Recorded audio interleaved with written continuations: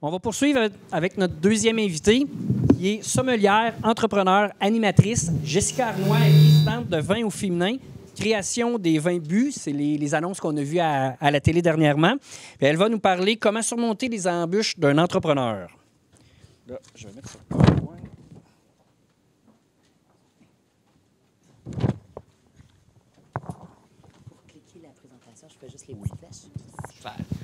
Alors, bonjour à tous. Merci d'être parmi nous.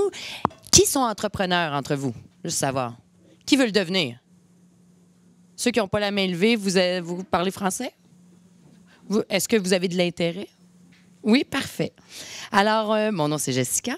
Je suis sommelière, pas entrepreneur à la base. Mais ma passion, pour répondre à la question, m'a amené à devenir entrepreneur. Et aujourd'hui, ce que je vais vous montrer, c'est comment on va surmonter les embûches. Bonjour à tous et pour ceux qui nous suivent aussi, les internautes.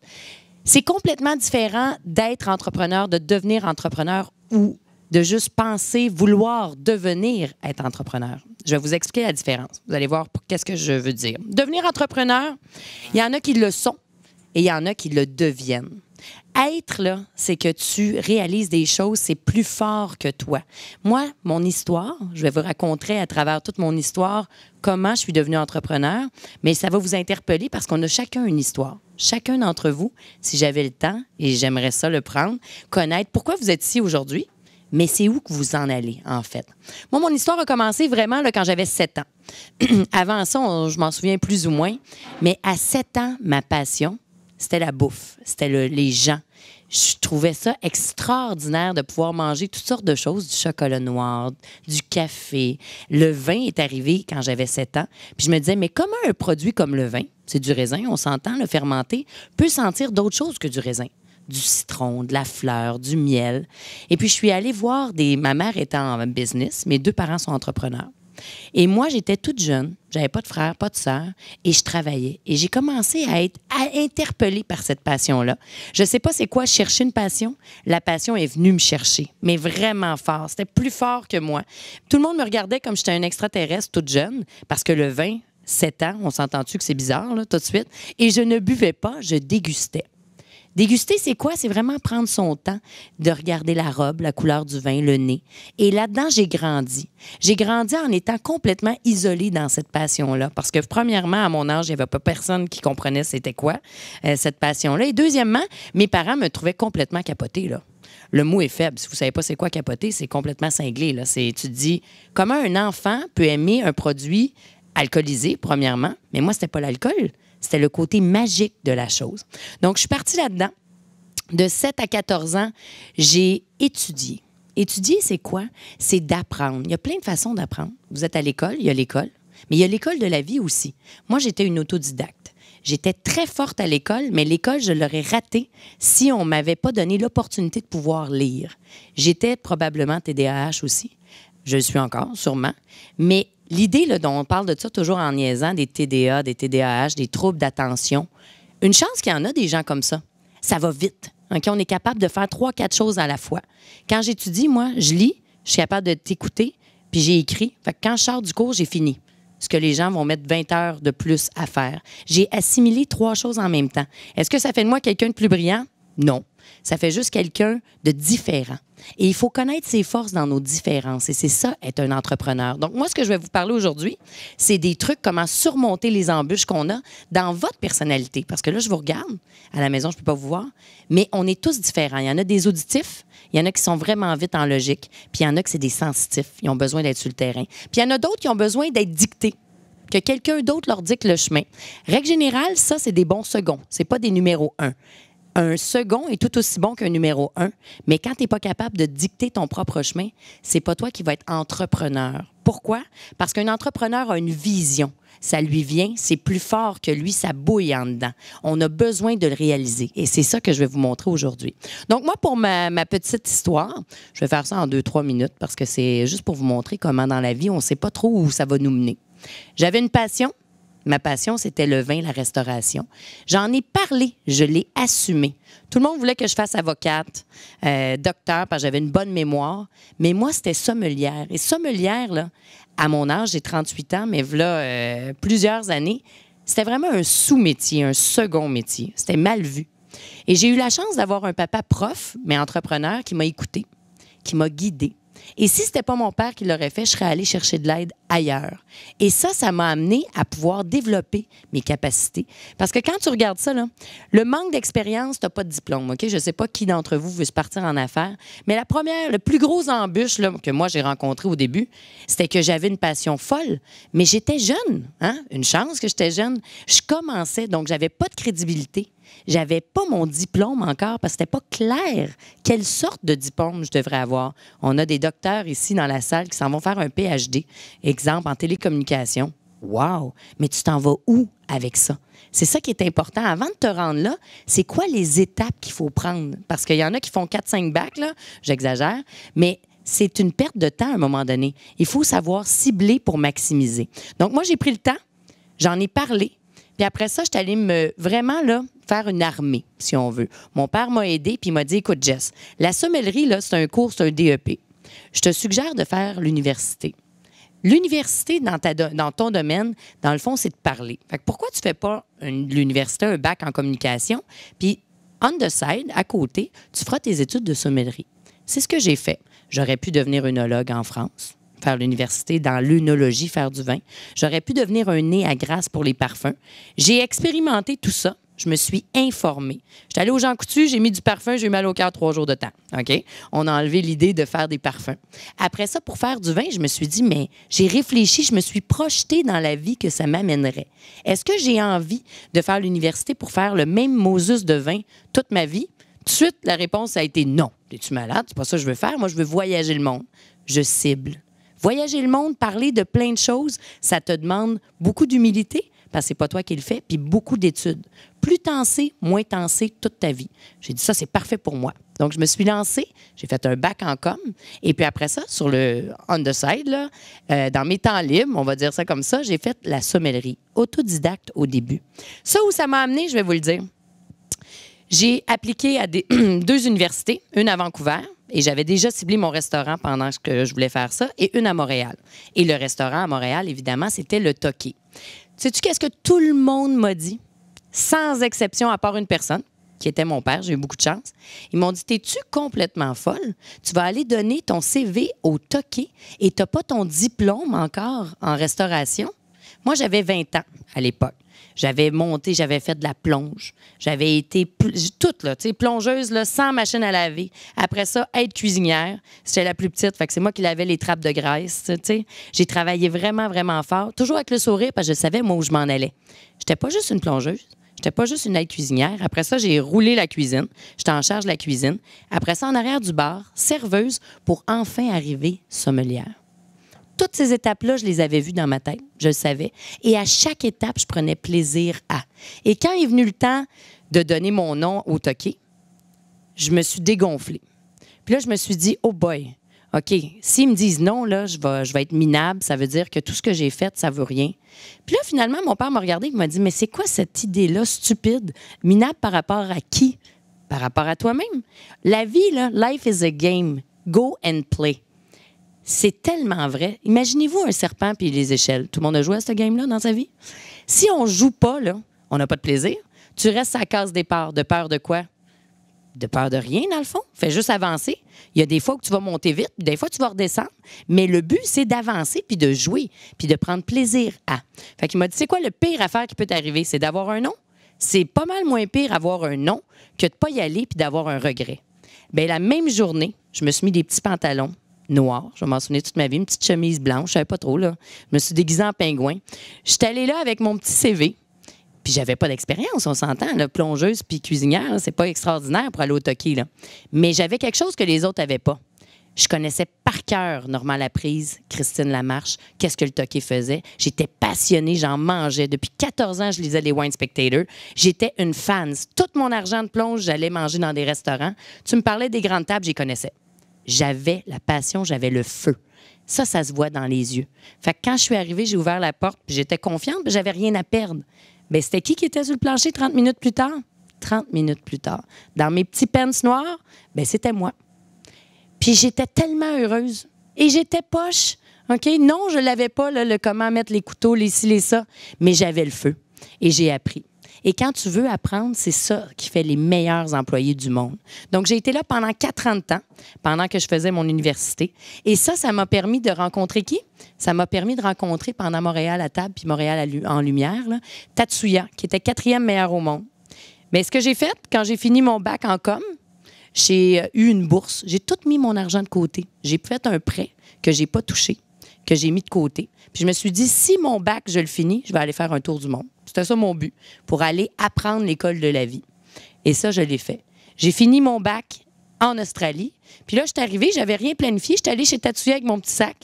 Je suis arrivée, puis j'ai dit, est-ce qu'il y a de la place pour moi? Il m'a dit, ben non, on est le meilleur restaurant au monde, là. Tu sais, il faut que tu t'annonces avant, il faut qu'on fasse de 15 à 21 services. T'es-tu sommelière? T'as-tu tes cartes? T'as-tu ton diplôme? Ma réponse a été non, mais j'ai du cœur au ventre, puis je veux, puis t'es le meilleur, puis moi, je veux apprendre les meilleurs. Bien, qu'est-ce qui est arrivé le lendemain? Miraculeusement, il y avait une place qui s'est faite.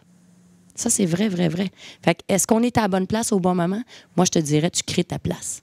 Tu le pognes ton moment. Puis si ça n'avait pas été ma place, bien, il y avait d'autres alternatives. J'avais mon plan A, B, C, D. J'ai un ami qui me dit qu'il y a juste des plans A dans la vie, je suis contre ça. Le plan A, c'est ton number one, mais le 2 peut devenir ton 1, puis encore mieux d'un fois. Ça, c'est celui qui est pour toi, comme un vêtement, OK? Et ça, c'est important. Donc, j'ai travaillé chez Tatsuya. Là, je ne dormais plus. Le matin, je travaillais, je partais, j'enlevais mes souliers à talons hauts, je partais au travail et j'avais peu de sommeil, mais j'avais une incroyable soif de vivre. Ça m'a permis de faire un tour du monde. Quand j'ai terminé puis que j'ai eu mon bac, je suis partie.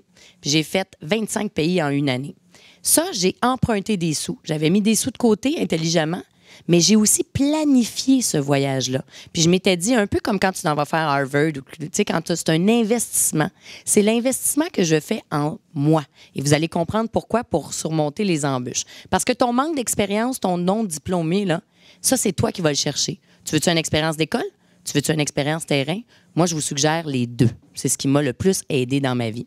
Donc, après ça, tu vois, quand j'ai terminé mon tour du monde, je suis arrivée un peu bohème chez Charlie Trotter. Je ne sais pas s'il y en a qui ont connu ça à Chicago. C'était un des meilleures tables aux États-Unis. Bizarrement, j'étais habillée en gris. Et tout le monde était habillé en gris quand j'ai demandé de faire une observation. Je leur ai demandé d'aller observer une journée gratuitement, comme ça. Puis quand j'étais sur place, bien, tout le monde pensait que je travaillais là. Puis finalement, de fil en aiguille, ils m'ont assis, ils m'ont offert à manger, puis ils m'ont testé à l'aveugle pour les vins, et je les ai eus, les vins. Puis ils m'ont offert une job. C'était vraiment pas planifié. Et ça m'a pris vraiment du temps pour pouvoir dire, wow, attends une minute, ça, c'est pas planifié. Je reviens d'un an de voyage, mais ça, c'est une opportunité en or. Est-ce que tu la laisses passer? OK? La première fois, j'ai dit, laissez-moi réfléchir. La deuxième fois qu'ils sont revenus, j'ai dit, oups, là, c'est quelqu'un d'autre qui va prendre cette place-là. Puis la troisième fois, bien, c'était moi qui étais là. J'étais partie, puis je l'ai faite. Mais ça prend du courage. Il faut savoir oser et savoir se distinguer. Oser, là, c'est quoi? C'est de faire ce que les autres ne sont pas prêts à faire. On veut toute la place numéro 1, mais es-tu prêt à mettre les efforts? Fait que pour surmonter les embûches d'un entrepreneur, la première chose, d'avoir ta passion, d'avoir le feu, mais es-tu prêt à mettre les efforts? Ça, là, je vous le dis parce que des fois, là, on devient fatigué, hein? Que ce soit n'importe quel job, entrepreneur ou pas. Mais la différence qui va distinguer toi de elle ou de lui, c'est que tu as mis plus d'efforts. Dans tes skills, dans ce que tu étais bon. Et là, vous allez comprendre où je m'en vais. Misez sur l'expérience. L'expérience, là, je vous ai dit, j'ai fait mon baccalauréat en com. Puis quand j'étais dans mon bac, j'étais allée voir le recteur, c'est comme ça que ça s'appelle. Puis là, j'ai dit, je m'ennuie vraiment, là. Vraiment, là, j'ai l'impression d'apprendre rien. Je manquais plus d'école que d'autres choses, puis je me disais, mais c'est pas concret, c'est pas dans le terrain. Puis il m'a dit une chose extraordinaire, il m'a dit, Jessica, ce que tu viens chercher ici, c'est ton bac, c'est ton diplôme, c'est ton papier. Fais-en donc ce que tu veux. En finale, ça s'appelle communication. Tu mettras ça à toutes les sauces. Ça a été fini. À partir de là, je me suis dit, sais-tu quoi? Je ne serai peut-être pas des A+, je vais travailler plus le soir. Je faisais mon bac dans le jour, puis je travaillais au toqué le soir. Je misais sur ce qui avait de la valeur pour moi. Voyez-vous la différence? Au début, moi, je voulais des A+. Mais là, je me disais, ça donne quoi? Quand je suis en train de faire ça, je manque de temps pour faire d'autres choses. Je vais diminuer un peu. Il y en a qui sont trop perfectionnistes dans la vie. Être perfectionniste, c'est bon, mais trop, c'est pas bon. OK? Ça, c'est vraiment un frein. J'ai diminué un peu. Et puis là, je me suis retrouvée avec des pas pires notes, des notes correctes, mais j'excellais dans mon travail. Et j'ai été capable de faire les deux de front. Et ensuite, j'ai dit, tiens, je vais faire un MBA au retour de mon voyage autour du monde. Puis sais-tu qu'est-ce qu'ils m'ont dit? Là, j'avais 25 ans. Ils m'ont dit, c'est bien trop jeune, tu n'as pas encore assez d'expérience. Reviens dans 10 ans. Savez-vous ce que j'ai fait 10 ans plus tard? J'ai fait mon MBA. Est-ce que vous pensez réellement que 10 ans plus tard, c'était le moment dans ma carrière? Non. C'était probablement le pire moment de ma vie. Mais je m'étais mindée. Moi, 10 ans plus tard, je suis retournée faire un MBA parce que je voulais le faire, parce que j'avais besoin de ces outils-là. Ça, c'est pour moi. Est-ce que ça fait de moi une meilleure entrepreneur parce que j'ai un MBA? Non. Est-ce que ça change quelque chose? Non. Mais où ça l'a changé énormément dans ma vie, c'est au niveau de la discipline. Et c'est ça que j'ai appris. J'ai appris vraiment là, à avoir un plan. Pensez à une maison. OK? Il y en a qui sont en appart, il y en a qui ont des condos, il y en a qui ont des maisons. Moi, je ne suis pas celle qui va faire le plan. Le plan, il est clair dans ma tête. Je la vois, ma maison. Puis là, quand on me disait, bien, fais un plan d'affaires, il est où ton plan? Bien, il est là, mon plan, c'est clair. Je n'irai pas niaisoter à faire un plan, il est là. Mais si j'ai besoin de chacun d'entre vous pour monter ma maison, là, pensez-vous que ça vous prend un plan? C'est sûr que oui. Parce que sinon, mes murs vont être croches. Je n'aurai pas exactement la vision qui se passe dans ma tête. Donc, de faire un plan, là, c'est pas un plan détaillé selon vous, c'est juste au moins un one-pager pour que les autres puissent suivre c'est quoi qui se passe là. Je ne sais pas si vous comprenez exactement où je m'en vais, mais on reprend la maison. Sans plan des architectes, là, ma maison va s'écrouler. Donc, elle était peut-être bien belle, mais ça ne donne rien si elle ne passe pas à travers le temps. Donc, avoir un plan, je dirais, beaucoup plus qu'un plan d'affaires, c'est d'avoir un plan de vie, d'avoir une certaine flexibilité. On l'a vu tout à l'heure avec Bruno. Sa vie, là, OK, il a sauté d'une étape à l'autre, comme Q-Bert. Tu sais, le petit bonhomme là, qui saute ses petits carrés. J'étais là, waouh, c'est le fun. Un l'a amené à B, B, C. Moi, c'était exactement pareil. Par contre, j'avais mon plan de vie. Je savais où je voulais m'en aller, grosso modo. Ce qui m'a aidé là, à surmonter toutes les embûches de justement le manque de temps. Parce que là, je manquais énormément de temps. Je ne sais pas pour vous, mais moi, je serais curieuse. Ceux qui sont en train d'étudier, y en a-tu qui ont des enfants entre vous? Non? Personne n'a d'enfants? Levez donc votre main. Bien, moi aussi. Fait que là, quand les enfants rentrent à des conjointes, y en a-tu qui ont ça? Oui. Y en a-tu qui en ont perdu? OK. Pourquoi? Manque de temps. On ne peut pas tout faire. C'est impossible tout seul. Et le manque de temps fait quoi? Fatigue, maladie. Moi, j'ai eu une mononucléose. J'ai failli tout perdre quand j'étais au baccalauréat. OK? J'ai eu un C-. Je ne sais pas si ça passe, ça. C'est quelque chose, en tout cas. C'était mon seul C. Mais j'ai passé sans avoir assisté au cours. Ça a changé ma vie. Sinon, j'aurais raté mon bac, j'aurais raté tout. C'est de vraiment mettre les efforts. Fait que je vous suggère fortement de prendre soin de votre santé. Ça, c'est l'étape numéro 1. Si vous êtes sur la glace, vous n'êtes pas capable de jouer, il y a quelqu'un d'autre qui va jouer. OK? Fait que des fois, on se donne, on est workaholic, mais c'est stupide. Il faut savoir doser. Il faut savoir doser dans toutes les sphères de notre vie. Donc ça, c'est vraiment ce que les entrepreneurs ont à dealer au quotidien, c'est d'être capable de retrouver son équilibre. Et c'est très difficile quand tu commences à bâtir. Parce que ici, quand tu commences à bâtir ta maison, vous allez voir pourquoi, on est des êtres passionnés. OK? Si on se laissait aller dans nos entreprises, je serais curieuse de savoir c'est quoi qui vous passionne chacun, là. On part puis on n'arrête plus. On veut toujours que ce soit plus gros. Il faut que ce soit là, immense. On est des êtres de passion. Ça m'a surpris, votre question. Parce qu'en fait, peut-être que vous avez trop de passion. Moi, je te dirais, là, quand tu cherches ta passion, demande-toi ce que tu n'aimes pas. Je te dis, est-ce que tu es passionné d'aller au gym? Oui ou non? Non. Fait que tu sais ce que tu n'aimes pas, right? Mais c'est quoi si je te dis, tu t'en vas au gym ou sinon tu veux faire quoi? Nager? Bon, bang. Il aime la natation. Dans la natation, après ça, dans quoi tu te distingues? Est-ce que toi, tu es un nageur comme les autres, tu fais juste t'amuser? Ou est-ce que tu trouves qu'il manque de cours, il manque de piscine? OK? Moi, j'aimerais ça nager, mais l'eau est trop froide pour moi. Tu peux-tu la mettre un peu plus chaude? Bref, tu pars de ta passion puis tu regardes le manque à combler, le manque à gagner. C'est ça, la clé. La clé, là, elle est là. Des fois, on cherche une idée. Là, je voyais génie, un éclair, une affaire. Des fois, c'est quelque chose de stupide. C'est qu'est-ce que toi, tu trouves qui manque, puis tu vas le faire pour l'offrir à quelqu'un d'autre. C'est souvent ça de partir en entreprise, en fait. Il y en a qui sont extraordinaires à gérer, mais les vrais entrepreneurs là, qui partent de leur passion, là, c'est vraiment qu'ils ont dit hey, « Écoute, moi, je veux ça, puis ça n'existe pas, fait que je vais le faire, puis je vais le rendre possible. » That's it.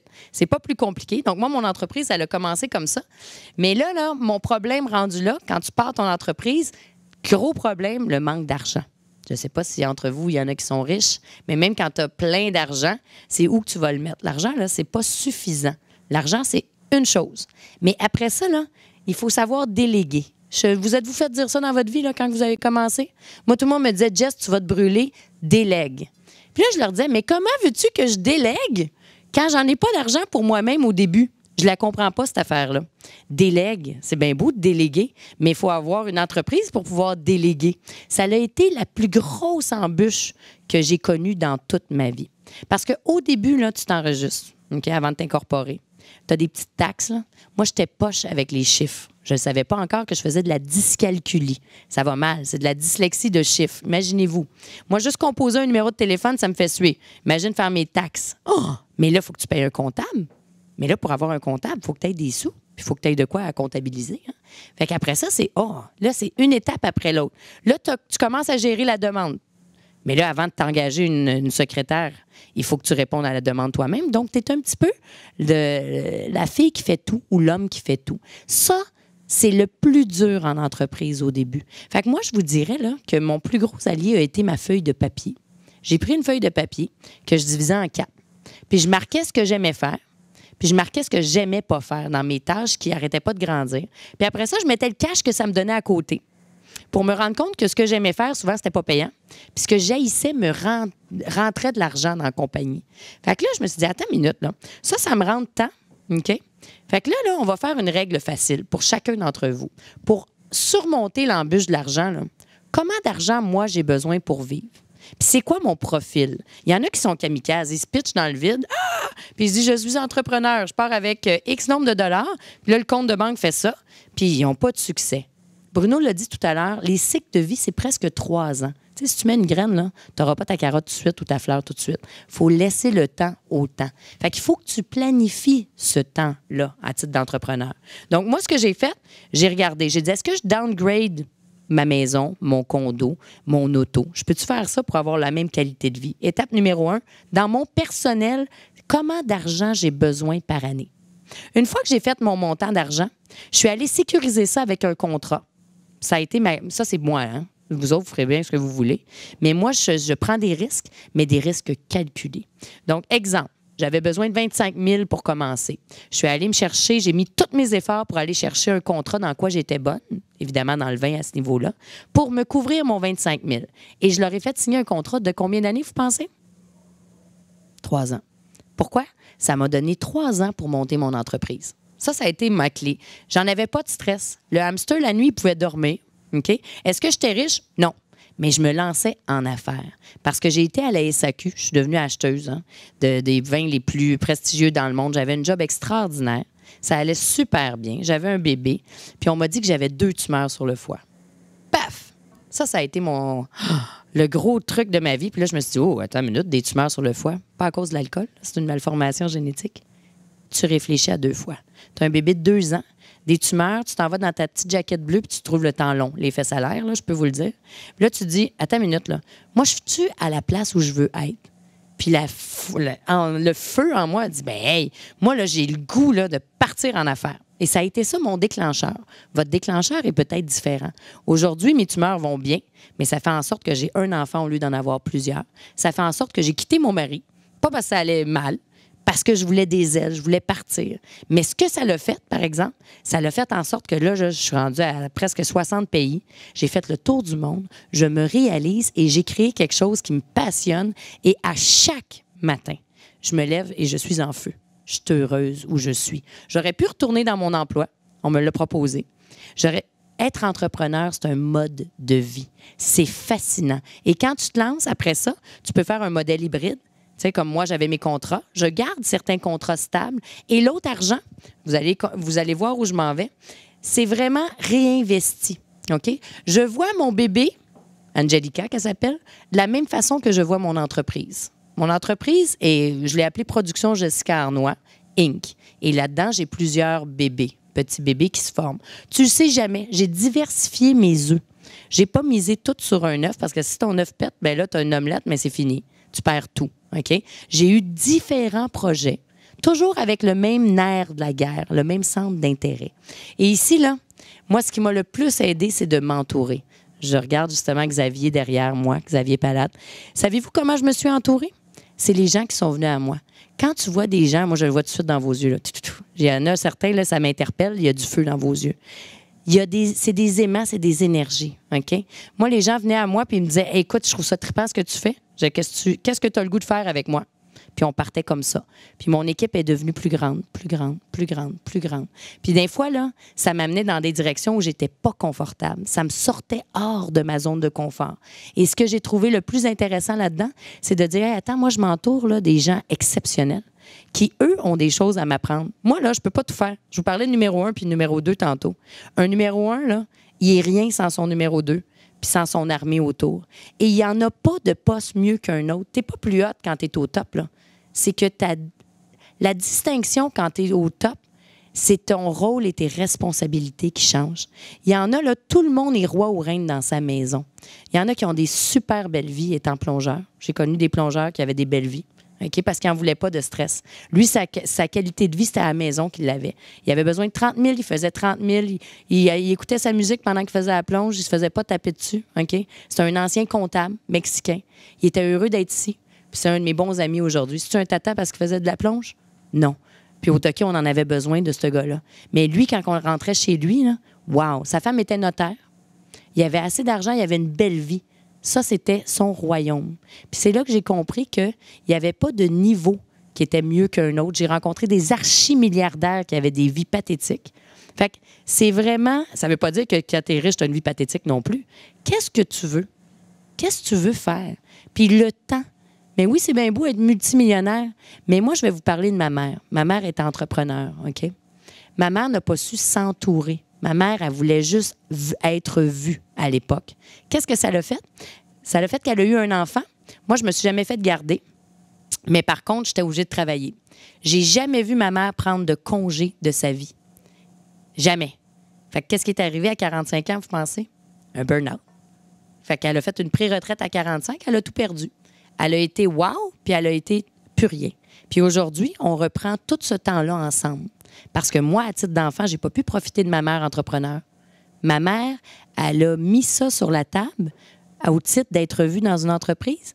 Faites attention à où vous mettez votre énergie. Si vous décidez d'être parent, le meeting le plus important de votre vie, c'est avec votre enfant. Le plus important. OK? Une fois, j'étais rentrée chez nous. Ma mère, moi, était toujours impatiente à l'époque, là, parce qu'elle était brûlée. Puis on me disait, ben tu sais, ta mère travaille fort. Mais moi, j'ai pas besoin de vivre ça à titre d'enfant. Aujourd'hui, on en parle. Puis ma mère est extrêmement présente et c'est elle, mon bras droit, qui m'aide dans ma carrière. Elle est avec ma fille aujourd'hui, pour ce soir. Ce que je veux vous montrer, là, c'est que dans une vie complète d'entrepreneur, il y a plusieurs chapeaux. On continue à construire notre maison. Mais si 10 ans plus tard, tu es encore en train d'être dans la boîte, puis de construire, puis d'être au bout de ton rouleau, là, peut-être que tu ne sais pas bien t'entourer puis que tu n'es pas à la bonne place. OK?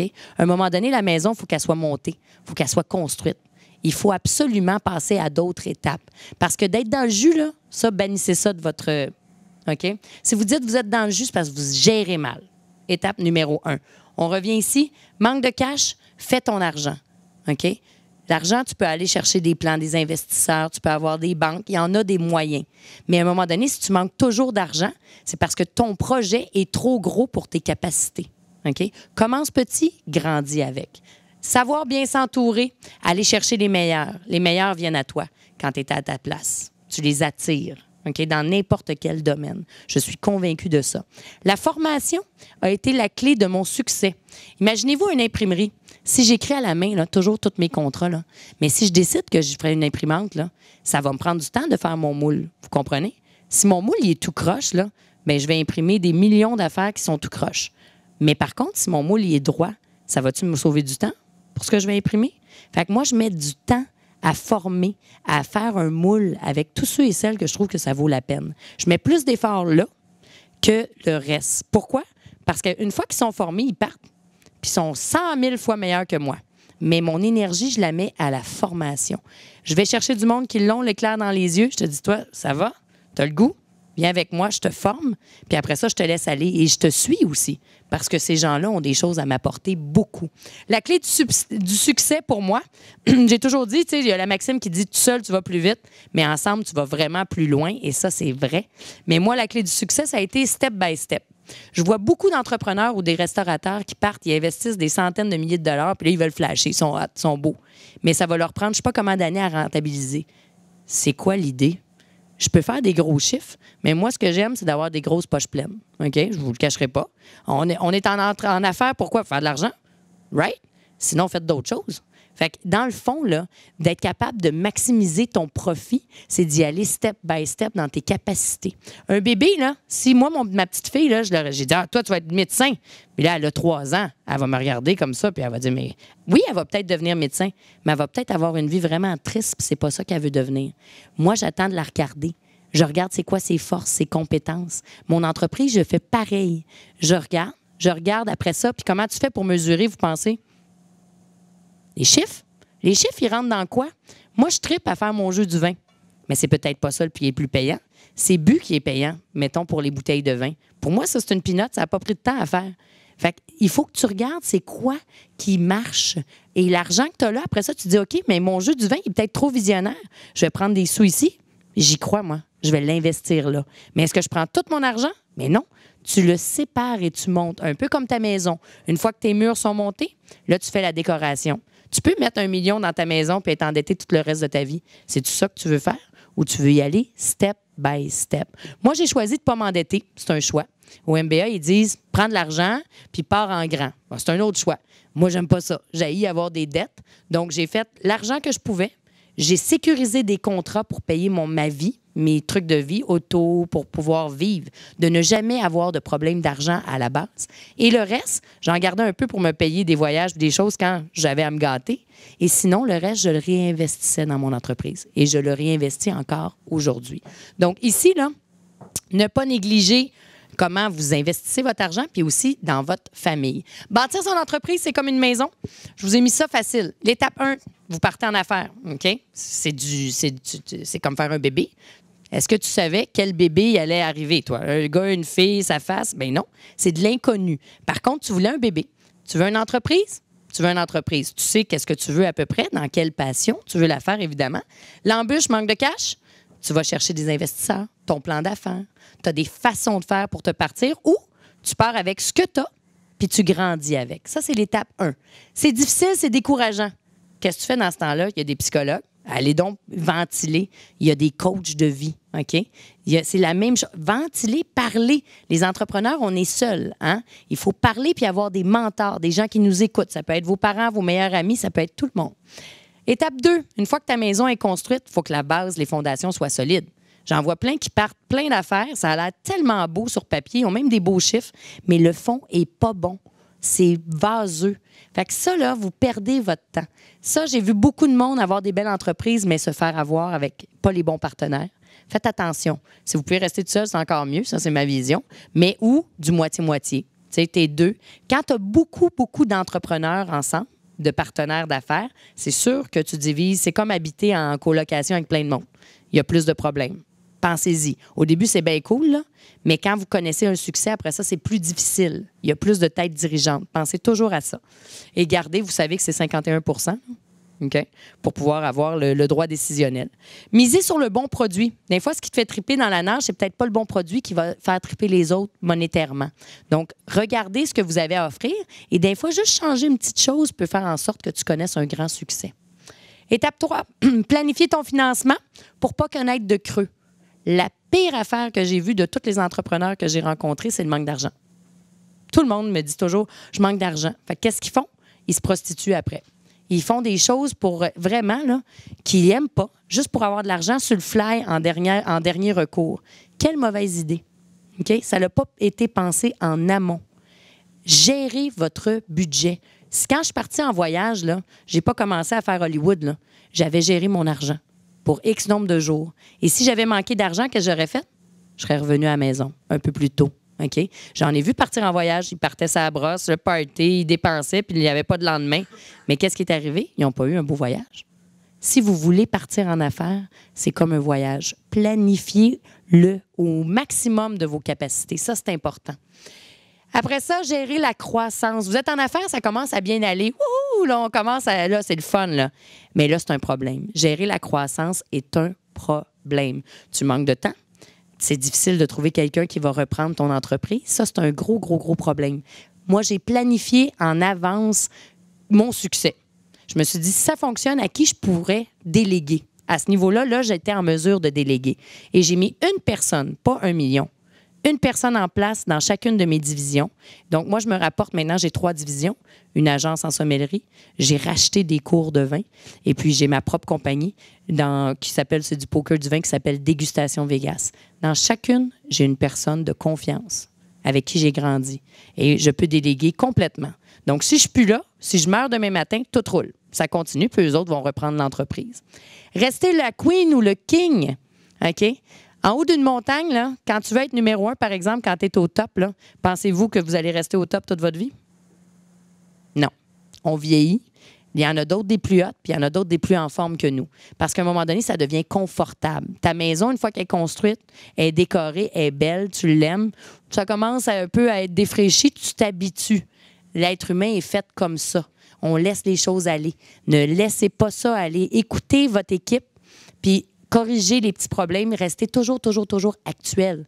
Parce que le problème, là, c'est que de surfer sur ta vague de succès, tu vas planter. Il faut toujours que tu rajeunisses, que tu continues à investir dans ton entreprise pour rester au top. Étape 6, savoir se renouveler et raviver sa passion. À un moment donné, ça me faisait rire, Bruno, il disait 3 ans. Tu sais, un cycle de 3 ans. Oui, c'est vrai. Mais il faut que tu changes sans changer le cœur de ce que tu fais le mieux. Parce que si tu changes complètement toujours, bien, ta clé du succès, tu la perds. Il faut que tu gardes le nerf de la guerre. Qu'est-ce qui te distingue? Qu'est-ce qui fait en sorte que toi, t'es toi? Mais c'est le reste. Toi, là, il faut que tu continues à rester motivé. Moi, ce qui me motive, c'est les nouvelles personnes qui viennent dans mon équipe. Je les écoute, j'essaye des choses, mais je ne change pas la base. Mais je peux changer ma décoration dans ma maison. Donc, ma maison reste la même parce que c'est ça qui est confortable, mais des fois, je revampe un peu le look. C'est pareil dans une entreprise. Et étape 7, à la fin de ta vie, pour avoir connu beaucoup, beaucoup de multimillionnaires, milliardaires, la différence entre les grandes familles, on va prendre une famille d'un domaine vitivinicole que ça fait 6, 7 générations, et aujourd'hui, c'est qu'aujourd'hui, là, quand tu fais ton argent, tu le gardes pour toi. C'est très rare qu'on pense avec une vision large pour le redonner à la famille, OK? Fait que de penser plus large pour passer à travers l'histoire, l'être humain a un temps de péremption de 85 ans, OK? 100 ans. Vous avez 2 choix. Est-ce que vous vivez pour le moment présent, puis après ça, ton entreprise tombe? Est-ce que tu vis pour la faire perdurer à travers le temps? OK? Ça, c'est vraiment une vision à décider. Mais ça va décider aussi où tu mets ton argent. Vous seriez surprise de voir les vignerons qui sont multimillionnaires. Ils vivent très humblement. Mais par contre, ils ont des noms extraordinaires et des vies exceptionnelles parce que c'est comme des monarques, presque. Mais nous, on est des hôtes du moment, puis après ça, on meurt, puis on ne sait même pas c'est qui nos ancêtres, puis on ne sait même pas ça va être quoi notre futur, on ne l'a pas planifié. Penser, vendre, se retirer au bon moment, prendre la relève. Et je vais terminer là-dessus parce que je disais, ça, là, je l'ai toujours dit, c'est une chose de savoir générer du cash, mais c'est une autre de savoir la gérer. J'ai vu beaucoup de gens qui ont fait beaucoup d'argent, mais on dirait qu'ils sont tout le temps pauvres tout le temps. Ils ne savent pas bien gérer leurs actifs. OK? Ils réinvestissent ou ils font toujours, tu sais, ils s'habillent plus, tout coûte plus cher, mais ils ne sont pas capables de gérer leur argent. Puis il y en a d'autres, avec peu, ils font beaucoup. Donc, vous avez le goût de faire quoi? Un entre-deux, peut-être, c'est le fun de se gâter aussi, mais de savoir bien gérer. Je termine sur surmonter les embûches. Le manque d'expérience que tout le monde a dans sa vie. Okay? La crédibilité, les études, que ce soit des études à l'école ou des études de la vie. Allez vous spécialiser. Ça a été la clé pour moi. Le manque de temps, la santé. Gérez donc votre horaire. Moi, là, j'ai ça, là, c'est ma meilleure amie. Je mets tout le soir, là, pour ne pas m'inquiéter. Je mets des alarmes. Tout. Fait que quand je suis là, je suis présente avec vous autres. Puis là, à un moment donné, ça va sonner. Ça veut dire que mon autre truc arrive. Et j'ai écrit qu'est-ce qui s'en vient. Le cerveau humain est limité, mais celui-là, il peut en faire beaucoup. Gérez votre horaire et rentrez là-dedans le gym, comme pour se brosser les dents. C'est ultra important. Pas pour perdre du poids, là, juste pour vous évader. C'est important. Le manque de cash, bien, le plan investisseur, j'en ai parlé beaucoup, mais surtout votre plan de vie, beaucoup plus qu'un plan d'affaires. Parce que juste un plan d'affaires, c'est pas suffisant. Qu'est-ce que tu veux faire avec ta femme, avec tes enfants? Qu'est-ce que tu veux faire perso? Tu veux aller où? Pourquoi tu fais tout ça, dans le fond? Et c'est ça qui va raviver le feu, la passion. Générer, mieux gérer. Moi, je suis allée me chercher un coach. J'ai un coach de vie.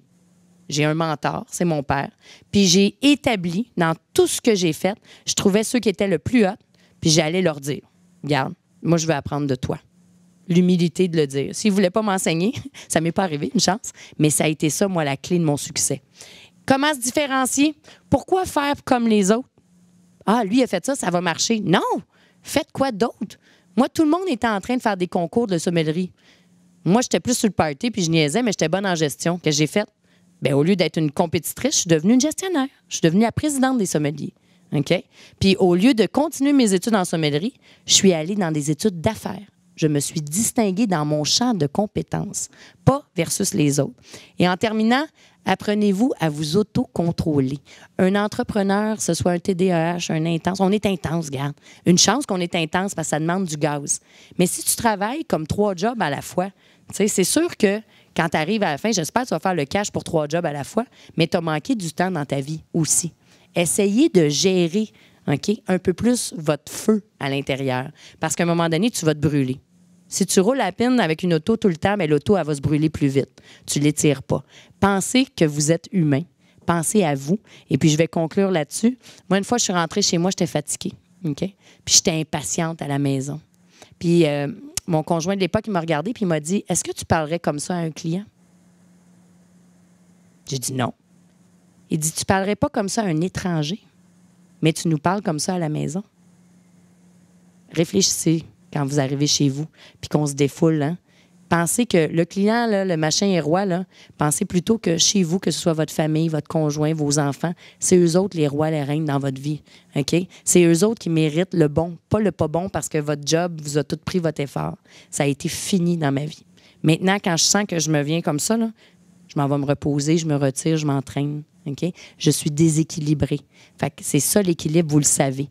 Puis ça va vous aider parce que quand tu as de l'énergie, c'est là que tu performes beaucoup plus que si tu passes trop de temps à perdre ton temps. Alors voilà, c'est tout pour moi. Est-ce que je suis dans les temps? Il reste une période de 15 minutes. S'il y a des questions, est-ce qu'il y aurait des questions? Oui? Tiens, je vais te donner le micro, comme ça on va pouvoir t'entendre. Bonjour. D'abord, mon nom c'est Ulysses. D'abord, merci beaucoup. C'était très, très intéressant. Vous avez parlé d'un certain moment des objectifs qui soient clairs. Vous avez eu la chance d'avoir votre père, votre mère entrepreneur qui vous guidait pendant toute la carrière. Sauf que... excuse-moi. Donc...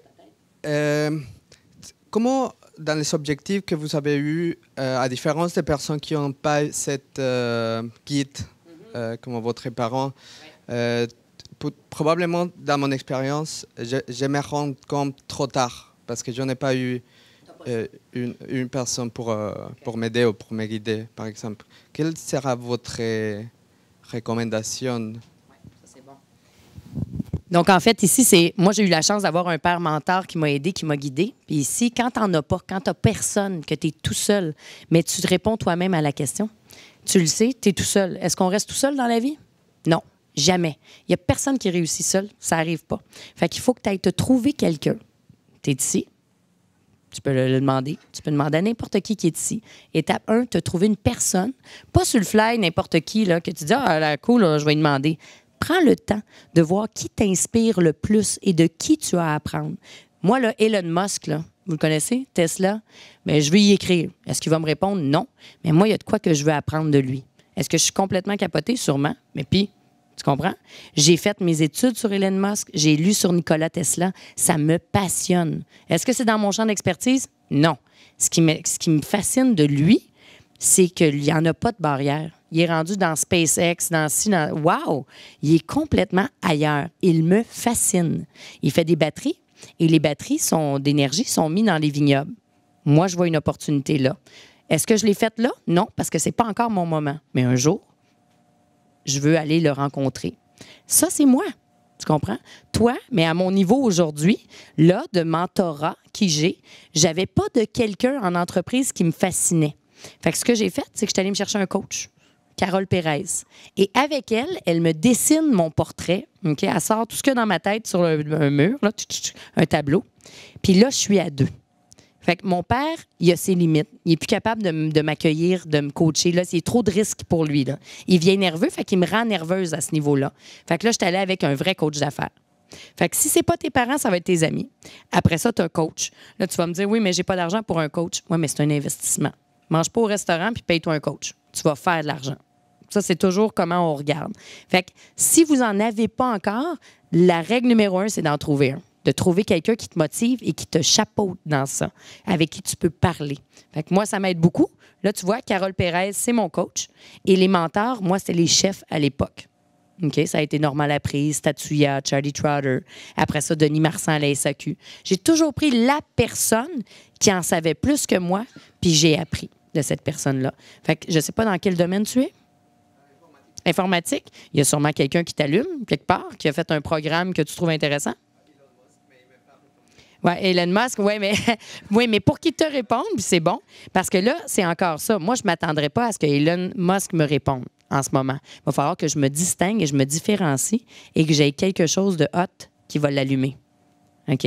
Parce qu'oublie pas que lui, ça ne lui donne rien de d'amener ça. Là.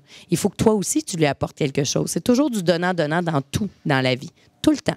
Fait que trouve quelqu'un à ton niveau en ce moment qui est juste plus hot, dans le sens de qui tu peux apprendre. Puis après ça, step by step, c'est toujours la règle du step by step. Tu vas te rendre à Elon Musk, mais tu vas raffiner ton idée. Puis peut-être que Elon Musk, là, il va être mort d'ici là. OK? Mais au moins, il t'aura motivé à monter. Ça va? Fait que là, trouve-toi quelqu'un. Mais essaye de penser, il faut que ce soit, je vous raconte ça rapidement, il faut que ce soit accessible et réel. Il y en a beaucoup qui rêvent. J'ai fait du coaching avec une femme en affaires, puis elle m'a dit, moi, là, je veux faire 30 000. J'ai dit, wow, elle est raisonnable, c'est parfait.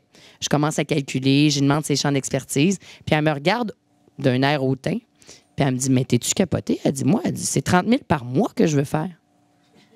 Marnouche. Je dis, wow, OK, on va changer ma structure.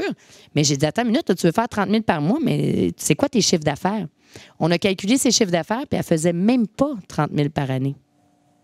Réfléchissez un peu à comment elle a eu l'air pas sérieuse devant moi. Je l'ai regardée et j'ai dit, j'espère que tu n'as pas dit ça à personne d'autre dans ta vie. Tu comprends? Parce que là, tu es complètement à côté de tes pompes. Là. T'sais, il faut que tu sois vrai. Elle dit, mais c'est pour ça que je t'ai demandé comme mentor. Mais j'ai dit, moi, j'ai le goût d'être mentor pour quelqu'un qui n'est pas menteur. Tu comprends? Tu te comptes des niaiseries, là?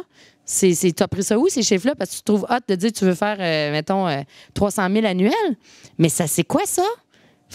Concret. Je veux faire une maison. Tu veux-tu un château? Un château, ça va coûter cher de taxes, d'éclairage. Il faut que tu fasses ton jardinage. C'est bien beau avoir un château, mais as-tu le goût de te taper tout le travail qui vient avec?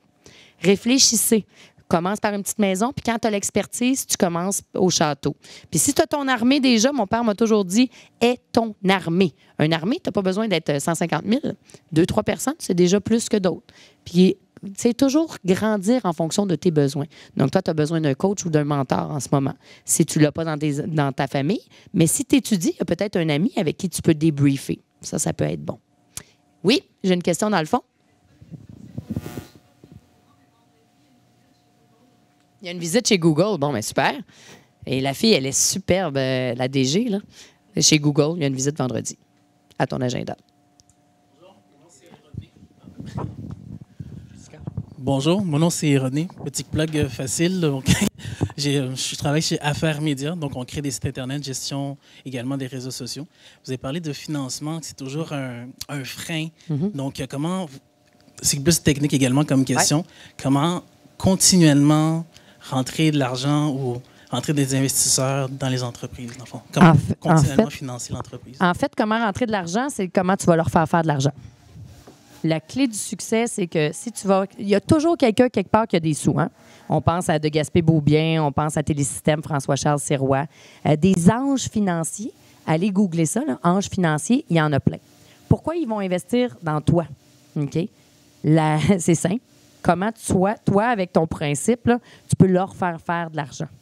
Fait qu'il faut que tu sois capable rapidement de leur montrer que c'est incontournable.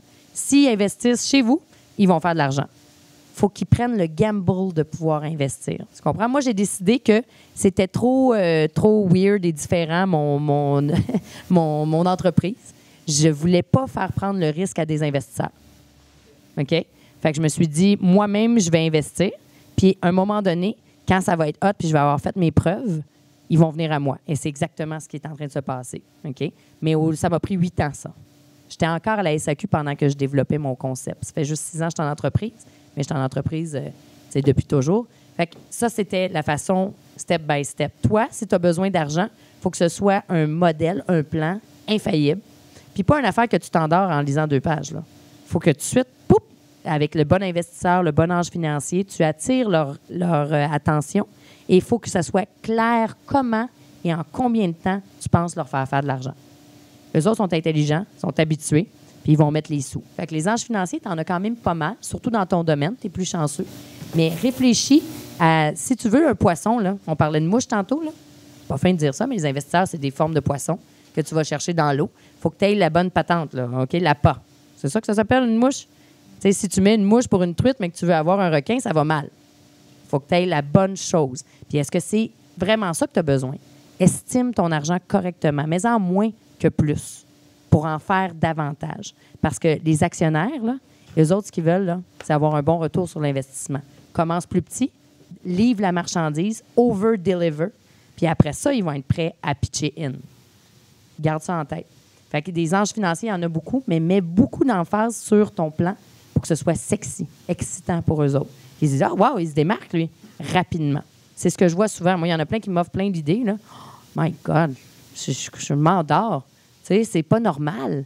Ils se comprennent pas eux-mêmes. Fait que, en un one-pager, une page, tu es supposé de m'avoir dit t'es qui, c'est quoi, c'est où mon cash que je peux faire. Puis là, dire, regarde, c'est ça, ou tu passes à côté d'une opportunité, sans être cocky. Il faut toujours être humble. Parce qu'il y en a plein d'autres qui ont des bonnes idées. Puis tu cognes à plusieurs portes. OK? C'est tomber en amour, là. Tu as un petit amour de jeunesse parce que tu n'es pas vraiment demandant. Mais après ça, c'est plus difficile parce que tu sais ce que tu veux. Donc, c'est pareil pour les investisseurs. Ils ont de l'expérience. Ils en ont vu d'autres. Donc, comment tu te distingues? D'accord? Mais mets de l'emphase là-dessus. Puis au niveau du financement, j'ai le goût de prendre la balle au bon. Le 16 novembre, on a une journée complète sur le financement. On commence le matin au Desjardins Lab. On va parler de sociofinancement. L'après-midi, on revient ici. Il va y avoir 14 organismes qui vont venir vous parler de c'est quoi leur offre de financement. Puis le soir, on fait un panel de discussion sur le financement, mais pour l'achat d'entreprise. Une autre question? Moi, je m'appelle Nina. Donc... Ah, OK, je m'appelle Nina. Alors, pendant que vous avez vous présentiez tantôt, vous avez parlé de second en affaires. Je veux dire, si vous vous rendez compte que vous êtes plutôt un second plutôt qu'un premier, alors comment vous faites? Est-ce que vous êtes juste obligé de vous faire accompagner par quelqu'un qui sait peut-être qui se démarque mieux que vous, qui prend plus facilement des initiatives ou je ne sais pas? Tellement une bonne question, je vais répondre parce que je comprends exactement. En fait, quand tu réalises que tu veux te lancer en affaires, tu as tout ce que ça prend, mais tu es second. Second ne veut pas dire second pas bon, là. OK? Second, tu as 2 styles. Je ne sais pas si vous avez lu le livre Artiste, artisan puis technocrate. Non? Bien, notez ça. OK? C'est peut-être la seule chose que j'ai vraiment aimée de mon MBA. Il y en a des artistes, ceux qui créent les visionnaires. Ça, c'est le numéro 1, parce que, pas parce qu'ils sont le numéro 1 dans la charte de meilleurs humains au monde, là, c'est parce qu'une vision, ça commence là. C'est l'étape 1. OK? Ils sont visionnaires. Ça, c'est ton artiste entrepreneur. Mais ton artisan, c'est celui qui catch ta vision puis qui le fait. Ça, c'est ton second. Un bon gestionnaire, une bonne directrice générale. OK? Tout aussi important, sinon pas plus que le numéro 1 qui est complètement capoté souvent puis trop énervé puis TDAH. OK? Puis après ça, tu as le technocrate, celui qui est plate, celui qui prend les choses by the book puis qui vient tout détruire. Mais on va l'oublier, lui. OK? On en a vu, tout le monde connaît ça. On va focusser sur artistes et artisans. C'est ce qu'on est. OK? Moi, je ne suis pas un artisan. Moi, je ne suis pas capable de me faire dire quelque chose puis de le reproduire. Je n'ai pas cette capacité-là. OK? C'est pas ma force. Par contre, tu me parles, moi, je vois tout de suite où je t'amènerais, je sais où. OK, t'as ça, je te regarde. Ça, c'est ma force. Fait que je suis une visionnaire. Numéro 1, dans la vision. J'ai besoin d'un numéro 2, d'un artisan, quelqu'un de hot, qui gère, qui est à ses affaires. J'en ai un dans chacun des sphères de mon entreprise. OK? On va prendre Xavier. Xavier, lui, on avait un projet qui s'appelait Le goût des affaires qu'on a fait avec le Sage. D'accord? Moi, j'étais celle qui avait l'idée pour l'entrevue, tout ça, mais c'est tout lui qui est allé chercher les partenaires, qui a fait la gestion, qui a fait en sorte que le projet est passé d'un rêve à une réalité. Donc, quand vous savez que vous êtes meilleur dans un suivi, une gestion, si tu es plus confortable dans un suivi de, tu sais, l'ordre du jour, de les faire, tes to-do, puis que quelqu'un te dit, OK, regarde, cette semaine, là, bing, bang, bang, c'est ça qu'on fait. Toi, tu prends la POC comme une entrepreneur et tu la réalises. C'est ça, être second. Un entrepreneur, c'est celui qui regarde puis qui se dit, oh, il manque telle affaire, je vais tout mettre de côté pour le faire parce que j'ai cet appel-là. D'accord? Fait que l'artiste, l'artisan, l'entrepreneur, celui qui crée la vision, et le second, qui est égal, OK, dans le rang, c'est juste second dans le sens que c'est lui qui dirige ou c'est elle qui dirige. Les suivis, la gestion, et Dieu sait qu'on en a besoin de ça. Un sans l'autre, ça donne rien. Donc, moi, dans chacune des sphères de mes entreprises, j'ai trouvé mon alter ego. J'aime mieux ça qu'un ou deux, OK? Un alter ego, des jours, c'est moi qui est seconde. Hein? Une fois que la vision est faite, c'est moi qui tombe seconde. Mais par exemple, dès qu'il y a des pépins puis des problèmes, ça remonte où, tu penses? Ça remonte à moi. Quand il y a des problèmes financiers, c'est moi. Fait que c'est ça aussi, être entrepreneur.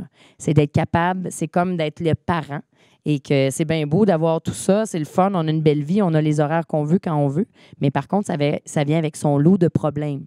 Et il y en a beaucoup qui trippent d'être entrepreneur, mais je vois beaucoup de monde, là, vous avez sûrement vu ça, là, ils se lancent avec des crèmes, là, Arbonne, des choses comme ça. Là, j'ai aucun problème avec ça, mais je les regarde mettre tellement d'efforts pour quelque chose qui ne sont pas à eux, pour avoir l'idée d'avoir l'air entrepreneur. Et ça, c'est bien, j'ai rien contre ça, puis il y en a qui réussissent très bien. Mais une image, ça vaut rien, OK? C'est vraiment d'être qui tu es puis qu'est-ce qui te fait plaisir, dans le fond. Si vous êtes tous ici aujourd'hui, c'est parce que vous êtes entrepreneur d'une manière ou d'une autre. Moi, j'aurais d'autres choses à faire que d'être ici à écouter quelqu'un parler, là. T'sais? Fait que tu te dis ça, puis tu vois c'est quoi tes forces. Et c'est surtout, qu'est-ce qui te met un sourire d'en face at the end of the day. Moi, là, quand j'étais acheteuse, puis il fallait que je suive des bails de book, j'ai adoré une certaine portion, mais je me rendais compte que c'était moins pour moi. Moi, j'aime pouvoir faire mes choses.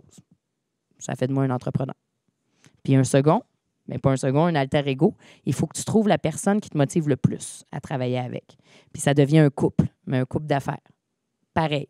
Fait que c'est la confiance qui doit régner. Tu dois être fier de cette personne-là. Elle doit te respecter en tout temps. Puis tu dois avoir tes ailes.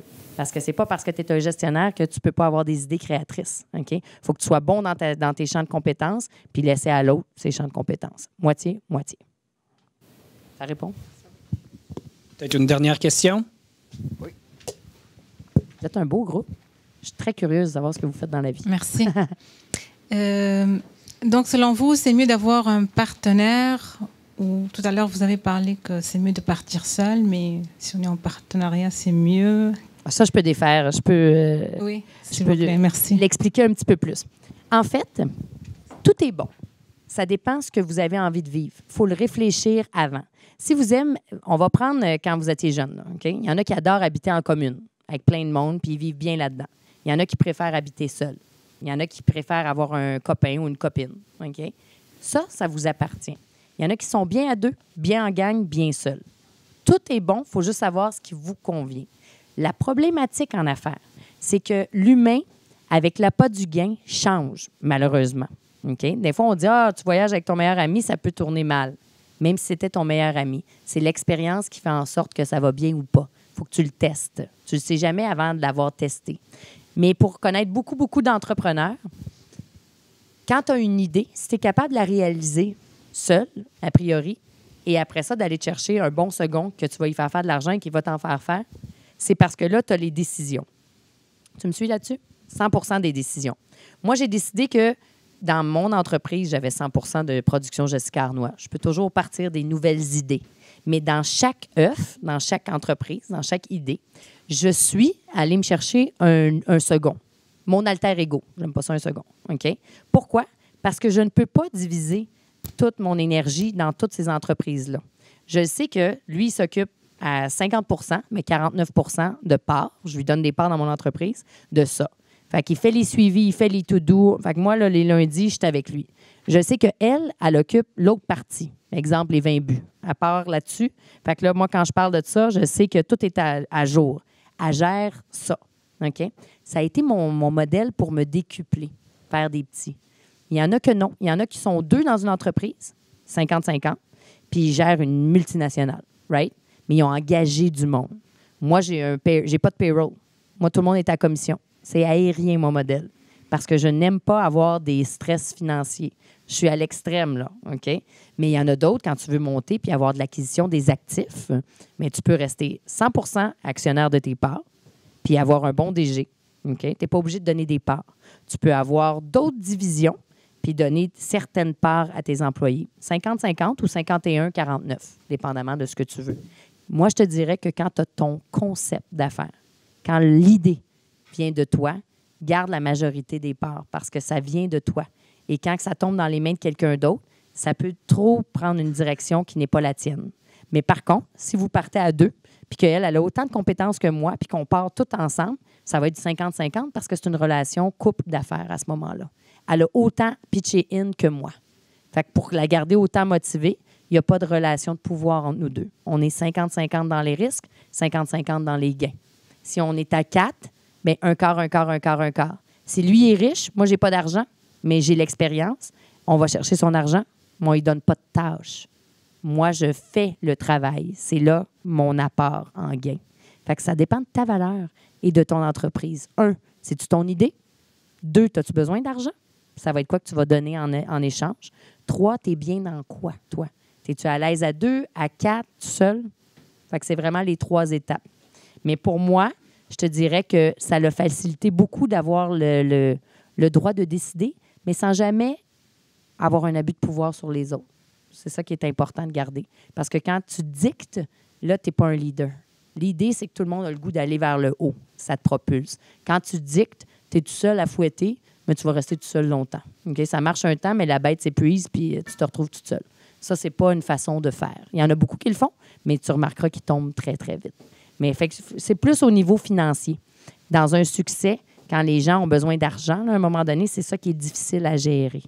Donc, quand tu as des parts dans une entreprise. Si toi, tu as 28 32 ça commence à être un casse-tête compliqué. Rendez-vous la vie simple. OK? Le plus simple possible. Ça va? Mais un grand merci. S'il y en a qui ont des questions ou autres, c'est mon nom. Donc, merci beaucoup. Toutes mes informations sont sur le site web. C'est jessicaarnaud avec un h.com. Merci beaucoup. Merci à vous de m'avoir invité.